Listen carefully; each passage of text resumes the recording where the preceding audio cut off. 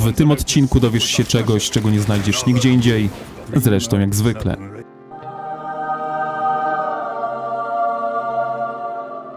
Siemaneczko, z tej strony Anioł, witam cię serdecznie na kanale. Trochę czasu minęło od wyjścia Falgrima, pograłem nim, powalczyłem, przejrzałem mnóstwo raportów i przychodzę do was z moją opinią na jego temat. W dużym skrócie moim zdaniem nowa para naprawdę posiada obrażenia, tylko potrzebuje czasu, żeby się rozkręcić. A niestety na polu bitwy tego czasu obecnie jako łucznicy nie mamy. Mówię tutaj o dużym polu bitwy, bo jak walczycie na jakieś 10-15 wrogich legionów, to łucznikami naprawdę można sobie pograć.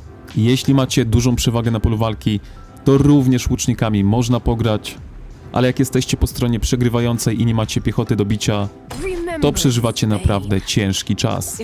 Zresztą widzicie, że nikt o nich nic nie nagrywa, bo po prostu w obecnym stanie gry łucznicy nie znajdują się w najlepszej pozycji. O Mu było mnóstwo filmów, o Bachornie było mnóstwo filmów, a o nowych łucznikach kilka na krzyż. Myślę, że film o łucznikach jako jednostce zrobimy sobie osobny. Teraz przyjrzymy się Falgrimowi, jego umiejętnościom, jego drzewkom talentów.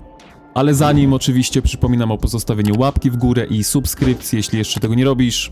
Dziękuję wspierającym, no i zerknijmy w pierwszą umiejętność. Umiejętność pierwsza, kara publiczna. Wystrzeliwuje penetrujący pocisk, który zadaje obrażenia fizyczne wybranemu legionowi. Współczynnik obrażeń 1300 i jeszcze jednemu wrogiemu legionowi, który znajduje się za celem. Współczynnik obrażeń 300 plus 50% obrażeń zadanych celowi. Jeśli za celem nie ma żadnego przeciwnika, zadaje dodatkowe obrażenia fizyczne wybranemu legionowi. Współczynnik obrażeń 300. To jest bardzo, ale to bardzo ciekawa umiejętność. Myślę, że wielu z was zastanawia się, jak działa ta część, która mówi nam o zadaniu obrażeń celowi za nami. Mówi o tym momencie 300 damage faktora plus 50% zadanych obrażeń celowi. Przetestowałem to, no i muszę wam powiedzieć, że wychodzi bardzo ciekawa rzecz. Sam test będzie miał tutaj dwie fazy. Najpierw sobie nabijamy szał na legionie pobocznym, potem uderzam skillem w jeden legion, no i patrzymy, jakie obrażenia dostanie legion za tym legionem. W tym przypadku Madeleine miała 300 000 jednostek T4, więc była całkowicie zdrowa. No jak zobaczymy na obrażenia, jakie otrzymał legion stojący za Madeleine, legion otrzymał 985 ciężko rannych jednostek i 4770 lekko rannych jednostek. W drugiej części testu przyjrzymy się, jakie obrażenia otrzyma również ten sam legion z takimi samymi bohaterami, ale tym razem pierwszy cel będzie miał mniej jednostek w legionie, przez co otrzyma większe obrażenia z umiejętności wpadania w szał. No i zobaczymy, czy to się odbije na obrażeniach Eliany oraz Niki. Także nabijmy sobie szał, zone-shotujmy Bertranda, no i zobaczmy w obrażenia z penetracji. Jak widzicie, tym razem z tej samej penetracji ten sam legion otrzymał 1501 ciężko rannych jednostek oraz 7270 lekko rannych jednostek. Więc obrażenia penetracji wzrosło naprawdę sporą liczbę. No dobrze, ale co ten test nam mówi? To wszystko mówi nam, że to 50% to nie jest 650 współczynnika obrażeń, tylko że to 50% jest faktycznie 50% zadanych obrażeń głównemu celowi. A to znaczy, żeby wykorzystać w pełni tę umiejętność, żeby zadać jak największe obrażenia, zawsze, ale to zawsze powinniśmy trafiać w cel, który ma mniej jednostek w swoim legionie, przez co nasze obrażenia będą większe, dzięki czemu zwiększymy obrażenia penetracji. Sama umiejętność jest naprawdę niezła i szczerze mówiąc, mogę dać tutaj 5. Umiejętność numer 2, półświatek. Legion w terenie zyskuje 15% obrony i 10% prędkości marszu. Po zadaniu obrażeń wskutek kary publicznej, czyli wskutek wpadnięcia w szał, nasze wpadnięcie w szał dodatkowo wywołuje minus 20% prędkości marszu w każdy trafiony cel. Co do samej umiejętności, myślę, że obrona jest spoko, chociaż te procenty są tutaj małe, są niskie. Prędkość marszu 10% zawsze coś, chociaż też to nie jest jakieś wybitne. Dla porównania nasza Gwanwyn, stara dobra Gwanwyn, również posiada 10% prędkości marszu. Na pewno fajne jest tutaj wzmocnienie wpadnięcia w szał, bo teraz będziemy nakładać minus 20% slowa na wrogie legiony. Nie jest to dużo, ale zawsze coś, no i zawsze będziemy mogli wsadzić kilka autoataczków. Moim zdaniem ta umiejętność tutaj w procentach nie wygląda jakoś przepotężnie, ale nie jest też słaba, wszystkie efekty są tutaj stałe, więc myślę, że taką 5 z minusem mogę dać. Daję tutaj 5 z minusem, bo ta umiejętność jest jak najbardziej uniwersalna, nie działa tylko ze strzelcami, więc będziemy mieli plus 10 prędkości marszu tak naprawdę w każdym legionie. Myślę, że kawaleria na pewno się z tego ucieszy. Dlatego 5 z minusem tylko i wyłącznie przez uniwersalność. Umiejętność trzecia, profesjonalne zasady. Jednostki strzelców wyborowych Legionu zyskują 25% ataku fizycznego i otrzymują minus 10% mniej obrażeń odnoszonych od normalnych ataków przez innych strzelców, przez innych łuczników. Kontra na strzelców, tylko nie wiem dlaczego. Gdyby to było na przykład minus 10% odnoszonych obrażeń od legionów magicznych, wtedy myślę, że byłoby zdecydowanie lepiej. Albo ogólnie po prostu minus 10% odnoszonych obrażeń. Wtedy dałbym taką 5, ale nie oszukujmy się, w tym momencie łuczników nie ma zbyt wielu na polu walki, więc druga część jest trochę martwa.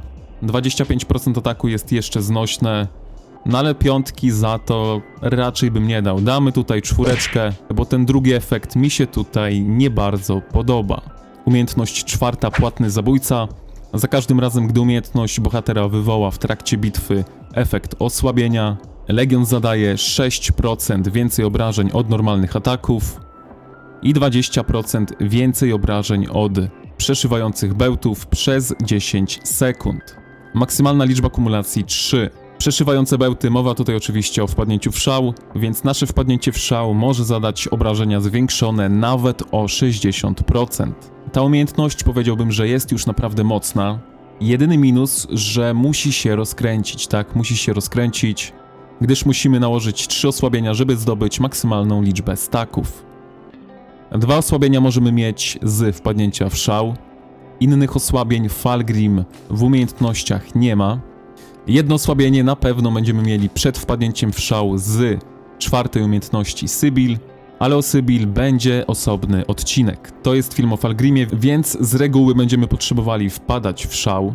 Jeśli to Falgrim byłby dowódcą naszego legionu, to wymaksujemy tę umiejętność dopiero po wpadnięciu w szał, więc nasza Sybil już się załapie na te wszystkie procenty. Natomiast jeśli chcielibyśmy już w pierwszej rotacji mieć tutaj maksymalną liczbę staków, no to musielibyśmy grać drzewko kontroli na Sybil, musielibyśmy wziąć tutaj spowolnienie marszu oraz musielibyśmy wziąć przerwanie obrony, no i musimy liczyć na to, że ten talent się aktywuje przed naszym wpadnięciem w szał.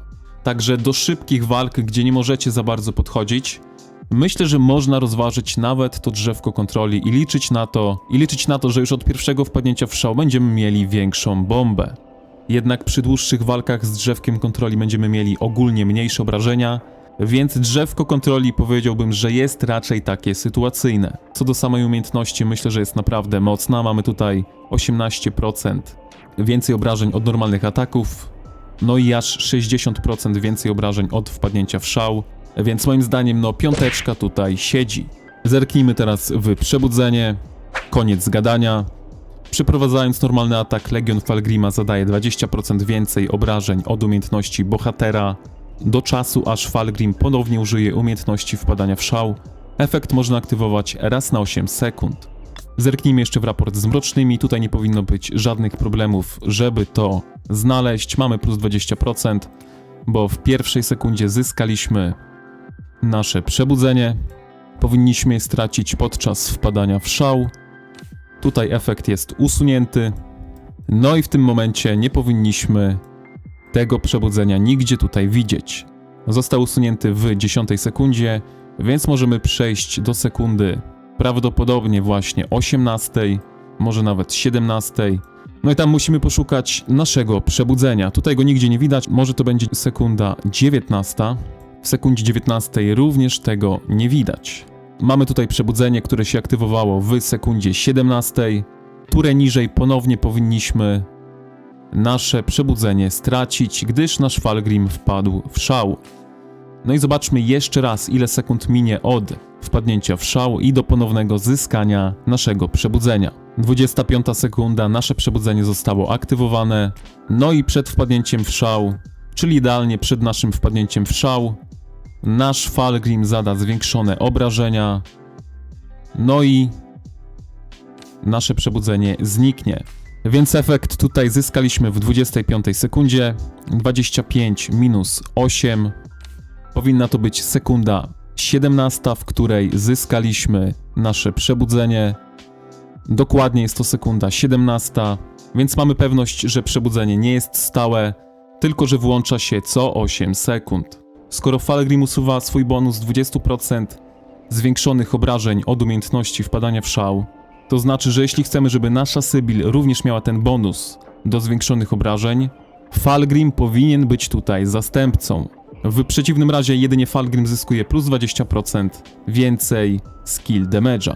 Dlatego, żeby w pełni skorzystać z przebudzenia, Falgrim powinien być zastępcą.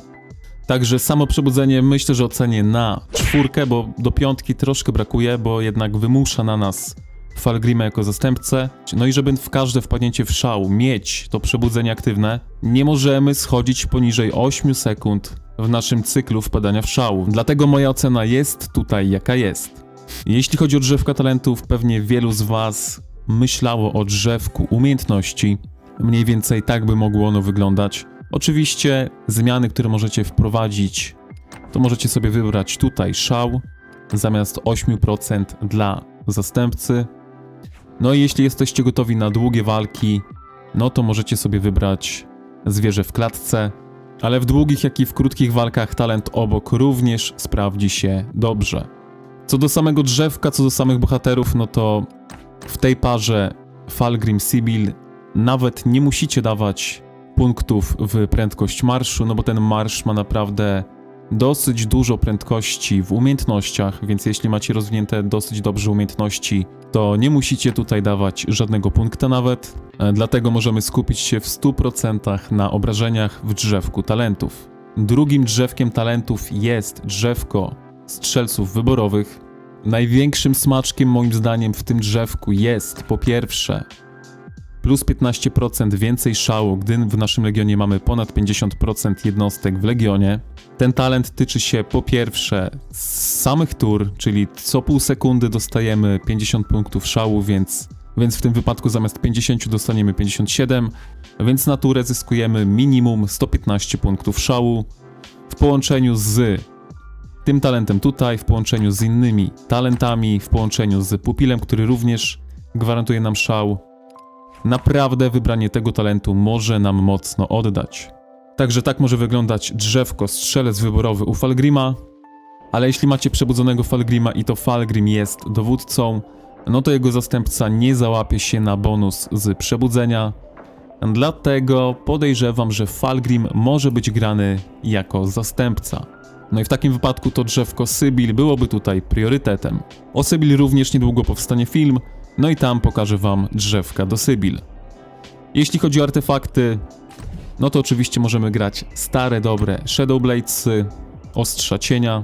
Oczywiście Falgrim ma swój dedykowany artefakt. Niestety minus tego artefaktu jest następujący. Przez 3 sekundy zatrzymamy się w miejscu, no i będziemy strzelać. Jak doskonale wiecie, obecnie jeśli się zatrzymacie na 3 sekundy, no to prawdopodobnie będziecie martwi, więc ten artefakt nie będzie mógł być używany na autokaście, będziecie musieli używać go ręcznie, żeby przypadkowo nie zginąć. Natomiast jeśli chodzi o dodatkowy efekt, no to jest naprawdę niezły. Na pierwszym poziomie jest to 10%, na drugim poziomie będzie to 20% więcej obrażeń od umiejętności bohaterów. Bonus otrzymujemy po wpadnięciu w szał Falgrima. No i tutaj właśnie wielu graczy może wpaść w pułapkę, że to Falgrim powinien być pierwszy, no bo gdy Falgrim wpadnie w pierwszy w szał, wtedy nasza Sybil otrzyma bonus z artefaktu. Ale jak to mawia klasyk, nic bardziej mylnego. Otóż bonus z artefaktu owszem, w pierwszej turze Sybil nie miałaby tego bonusu, ale w każdej kolejnej, jeśli byśmy się wyrabiali w ciągu 10 sekund, wpadali w szał, no to obaj nasi bohaterowie mieliby ten bonus. Natomiast tak jak mówiłem wcześniej, powtórzę to jeszcze raz, jeśli Falgrim będzie pierwszy, no to na bonus z przebudzenia Sybil się już nie załapie. Dlatego podejrzewam, że lepiej wypadniecie, jeśli to Sybil będzie dowódcą. A jeśli nie gracie go z Sybil, no to ogólnie jeśli to Falgrim będzie zastępcą, No bo jak widzieliście w raportach, Falgrim po wpadnięciu w szał, zresztą mamy to tutaj napisane, jeśli Falgrim wpada w szał, wyłącza ten bonus. Dlatego chcemy, żeby ten bonus wyłączył się po wpadnięciu w szał obu bohaterów. Przechodząc do tematu pupili, uważam, że ten pupil jest naprawdę niezły. Może niekoniecznie mój, ale Mantykora ciernista jest naprawdę ciekawym pupilem, który może nam gwarantować więcej szału. No i ogólnie budowałbym tego pupila pod gromadzenie szału. Na ekranie mamy teraz moim zdaniem jeden z ciekawszych buildów, jeden z najlepszych buildów, jaki możemy mieć. W tym wypadku zaciekły atak naprawdę może na tym pupilu robić robotę, gdyż z dwóch powodów. Tutaj mamy dwa powody, dlaczego zaciekły atak może robić naprawdę niezłą robotę. Po pierwsze, może nawet trzy. Po pierwsze, zaciekły atak ma naprawdę ogromne obrażenia, tak? Po drugie, sam pupil, sam talent pupila gwarantuje nam naprawdę troszkę szału. 50 punktów szału to jest pół sekundy szybciej wpadnięcie w szał. Gdy połączymy to z wybuchami szału, które mogą dać nam nawet powyżej 90 punktów szału, więc łącznie możemy wpadać w szał 1,5 sekundy szybciej. No a wpadanie w szał jest mocno skorelowane właśnie z zaciekłym atakiem, który ma naprawdę ogromne obrażenia. Ponadto, jak możecie tutaj zauważyć, cierniste znaki, czyli umiejętność tutaj druga, powinna nam również zwiększać obrażenia od zaciekłego ataku, gdyż ciernisty znak zwiększa obrażenia od umiejętności pupila bojowego, a nie tylko od samego talentu. Żeby nie być gołosłownym oczywiście, możemy to tutaj zobaczyć w raportach. Tutaj w 12 sekundzie mamy już zwiększone obrażenia od umiejętności pupila. Zobaczmy jeszcze w samego pupila, myślę, że to też jest bardzo ciekawe. Sam pupil, jak widzicie, ma już tutaj ten talent, o którym mówiłem, o którym wspomniałem. Także te dwa talenty na tym pupilu, jeśli budujecie ten build, to nie potrzebujecie tak naprawdę talentu sezonowego, talentu na koniec sezonu za bursztyny, gdyż sezonowy talent zwiększy obrażenia naszego talentu o 66% przy maksymalnych atrybutach. Obrażenia naszego talentu to 330 również przy maksymalnych atrybutach, a więc prosta matematyka. W ogóle się to nie kalkuluje, że to wzmocnienie jest lepsze od zaciekłego ataku. Dlatego jeśli chodzi o pupila, tak bym widział ten build. Oczywiście sam build rozkręca się dosyć długo, ale za to może nam wynagrodzić w obrażeniach. Oczywiście jeśli chodzi o te Mantykory, to możecie grać również setup z uderzeniem łańcucha i z ulepszeniami do niego. Możecie grać na przykład umiejętność, która będzie leczyła ten marsz. Myślę, że ogólnie też na tym byście źle nie wyszli, więc sam build zależy od was. Więcej o Mantykorze możecie zobaczyć w osobnym filmie. Film powinien wyskoczyć w prawym górnym rogu. W tym filmie to by było na tyle, ja będę się tu z wami żegnał. Wiecie co robić, trzymajcie się. Elo.